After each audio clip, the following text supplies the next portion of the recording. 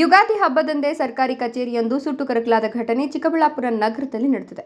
ಹೌದು, ಚಿಕ್ಕಬಳ್ಳಾಪುರ ನಗರದ ಹೃದಯ ಭಾಗದಲ್ಲಿರುವ ಪಶುಪಾಲನಾ ಮತ್ತು ಪಶುವೈದ್ಯ ಸೇವಾ ಇಲಾಖೆಯ ಉಪನಿರ್ದೇಶಕರ ಕಚೇರಿ ಆವರಣದಲ್ಲಿರುವ ಕುರಿ ಮತ್ತು ಉಣ್ಣೆ ಅಭಿವೃದ್ಧಿ ನಿಗಮದ ಉಪನಿರ್ದೇಶಕರ ಕಚೇರಿಗೆ ನಿನ್ನೆ ರಾತ್ರಿ ಇದ್ದಕ್ಕಿದ್ದಂತೆ ಬೆಂಕಿ ಹೊತ್ಕೊಂಡಿದೆ. ಕಚೇರಿಯಲ್ಲಿ ಯಾರೂ ಇಲ್ಲದ ವೇಳೆ ಬೆಂಕಿ ಹೊತ್ಕೊಂಡ ಪರಿಣಾಮ ಬೆಂಕಿ ಇಡೀ ಕಚೇರಿಗೆ ವ್ಯಾಪಿಸಿ ಕಚೇರಿಯ ಎಲ್ಲ ಕಡತಗಳು, ಪೀಠೋಪಕರಣಗಳು, ಕಂಪ್ಯೂಟರ್ಗಳು ಹಾಗೂ ಮಹತ್ತರವಾದ ದಾಖಲೆಗಳು ಸುಟ್ಟು ಕರಕಲಾಗಿವೆ.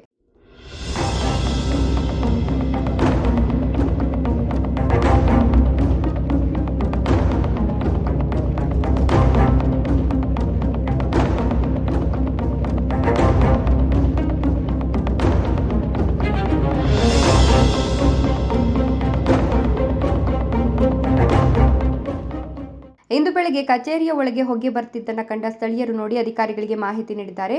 ತಕ್ಷಣ ಸ್ಥಳಕ್ಕೆ ಬಂದ ಅಗ್ನಿಶಾಮಕ ಸಿಬ್ಬಂದಿ ಬೆಂಕಿ ನಂದಿಸಿದ್ದಾರೆ. ಚಿಕ್ಕಬಳ್ಳಾಪುರ ನಗರ ಪೊಲೀಸ್ ಠಾಣಾ ವ್ಯಾಪ್ತಿಯಲ್ಲಿ ಘಟನೆ ನಡೆದಿದ್ದು, ಘಟನೆಯಲ್ಲಿ ಮಹತ್ತರವಾದ ದಾಖಲೆಗಳು ನಾಶವಾಗಿದ್ದು, ಕಚೇರಿಯಲ್ಲಿ ಶಾರ್ಟ್ ಸರ್ಕ್ಯೂಟ್ನಿಂದ ಬೆಂಕಿ ಹೊತ್ಕೊಂಡಿತ್ತಾ ಅಥವಾ ಯಾರಾದರೂ ಉದ್ದೇಶಪೂರ್ವಕವಾಗಿ ಬೆಂಕಿ ಇಟ್ಟಿದ್ದಾರಾ ಅನ್ನೋ ಅನುಮಾನ ಕಾಡ್ತಾ ಇದ್ದು, ಅಸಲಿ ಸತ್ಯ ಪೊಲೀಸರ ತನಿಖೆಯಿಂದ ಹೊರಬರಬೇಕಿದೆ.